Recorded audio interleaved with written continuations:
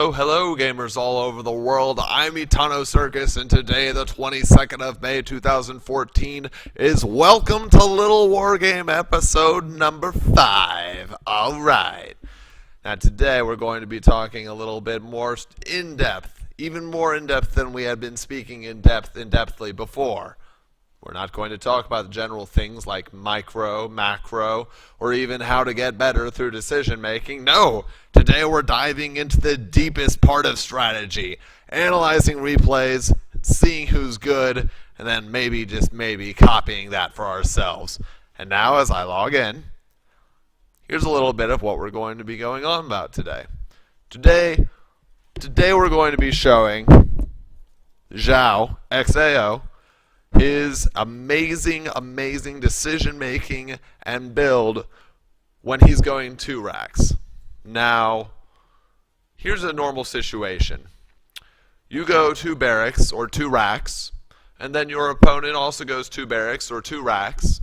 And since 2 barracks is kind of something you do that's aggressive with the hopes of having more units than your opponent and maybe just killing them outright or containing them or doing some extra damage because you're sacrificing your economy, you've delayed your castle, you're now kind of on this odd footing where both you and your opponent have the same number of units, even though you both elected to do a strategy that mostly depends on having more units.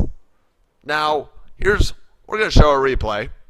I have a lot of replays. Look at all the replays. Now, we're going to show what typically happens in 2 racks versus 2 racks. This is game 3 from the losers bracket of Questica's on monthly tournament. If you have not ever taken part in Questica's monthly tournaments, the first one is going on now. I'm actually in the losers bracket. Well, just because I talk doesn't mean I'm that great. I'm a gamer like everybody else. And now in this game, we're going to see myself, Etano Circus in the top, and Zhao in the bottom. We're going to speed it up a little bit. Both players are going to go for 2 barracks. While we're doing that, I want to show some interesting things. First off, if you look at the keys over here, you can decide who you have vision of, everyone, so we can see both Zhao and myself. Or you can just show a specific player or show another specific player.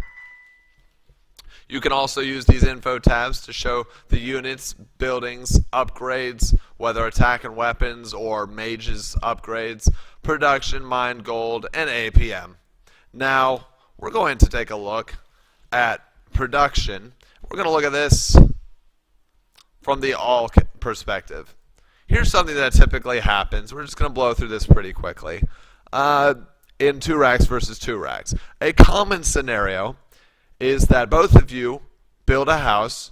Actually looked this up just because I've been practicing 2 racks a lot. If you start as of version 1.75, if you start your house at 0.28 seconds or thereabout, you can then just continuously build workers, and you will have the ability to throw down your barracks. As soon as the house pops, you'll have exactly 200. If you notice, I'm a little bit ahead of Zhao here, but this is to Zhao's credit. Maybe the building timing wasn't optimal, but what he does is just so smart. So we're going to hold over here at Q, since which shows the units in the info tab. This is going to show what normally goes on. Alright, so both players, they build an early house, they build another barracks, then they build a barracks after that, and then typically everyone makes soldiers, because especially on this map, let's talk about maps for a second. On smaller maps that have choke points, such as perhaps the Ring 1.2, or maps like that, you want to go riflemen with your 2 barracks instead of soldiers. You need soldiers to break out a tower, but riflemen have the ability to ping and attack houses and other such things. Also, when there's a lot of look at this. Look how wide these areas are for attack paths. Look how just unbelievably wide those are. That means on a map like Lava Ridge, your 2 racks, you generally want to go for soldiers, because the more soldiers you make, the larger the line they can make, which means a better concave that they can achieve. Now, here's something that typically breaks down in a 2 racks v 2 racks scenario. Look, I'm a little bit ahead on soldiers. Look, I got 4 soldiers and now 5 soldiers, but some are joining the fight. And usually in 2 racks versus 2 racks, someone is the attacker and someone is the defender. The defender goes ahead and makes enough units, and then they push out. The attacker either commits to an attack in, or they do get to this part of the game where they trade. Then this part is just nothing but micro, micro, micro. We'll speed it up a little bit because the specifics of this game aren't what we're interested in. This is just to show what typically happens in 2 barracks versus 2 barracks. Look, someone wins the trade, and then, from there, then there's a unit advantage, and since no one is teching and there are no upgrades, they keep the unit advantage, and Zhao here is trying to build a castle, but he has to bring some units to defend. And typically what happens in this scenario, you'll see as the rest of the replay plays out, is that just look at the units tab. Typically one person starts snowballing on units, and they just win just by virtue of having more units. And this is because in a 2 racks versus 2 racks scenario, you're foregoing tech, you're foregoing your economy for the ability to go ahead and have more units out on the attack. So eventually, if you see here, there's some micro battles, but they're getting further and further and further into the bases. The attacks are becoming more and more dangerous. More people are getting killed. And Zhao does a good job repelling this with workers taking some minimal losses. Look, he even has more workers than I do by 2.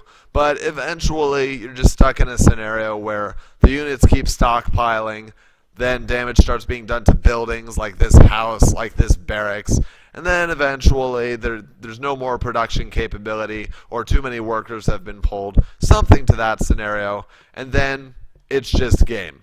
It just works like that.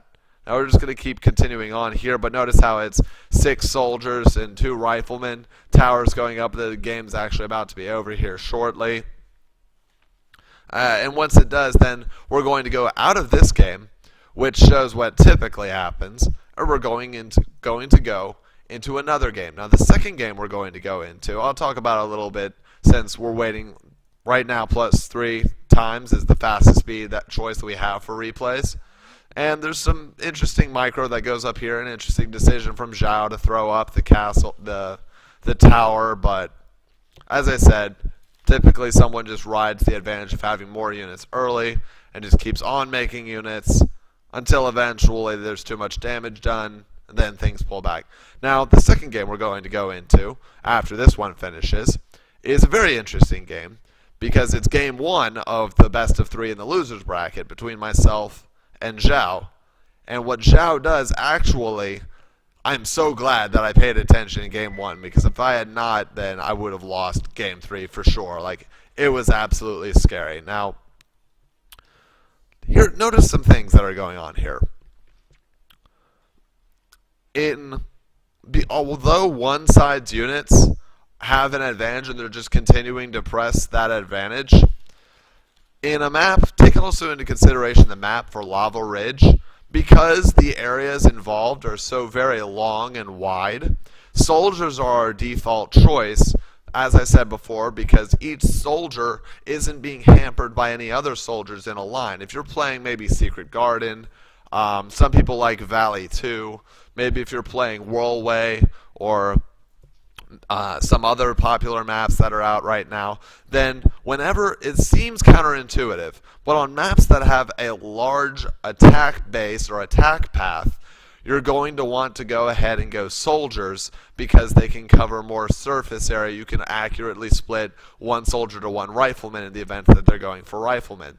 If there is a map that has chokes, soldiers will actually be hampered because they will be behind each other on the choke, and they won't be able to all attack at once. They'll just be basically, they'll tank damage, but they won't dish any damage. So in those scenarios, it would actually be more beneficial for you to have riflemen. Now we're getting to the end of the game. It's a huge final push here. And this is It seems a particular note if you're looking at your replays and you want to try and get better. If you're looking at a replay and this happens to you, where it seems you lose in one decisive fight, it's easy to say, oh, well, I lost at this point right here. But if you want to be honest with yourself and improve how you're playing, don't go to the latest mistake that caused you to lose the game. Instead, go to the earliest mistake that allowed the other mistakes to happen. Now, we're going to, again, when this finishes up, do we continue on? Nah, I mean, you get the idea of what's going to happen here. Yeah, the soldiers are going to come out and try and chase the riflemen away, and then there's going to be a complete surround, and there's going to be game.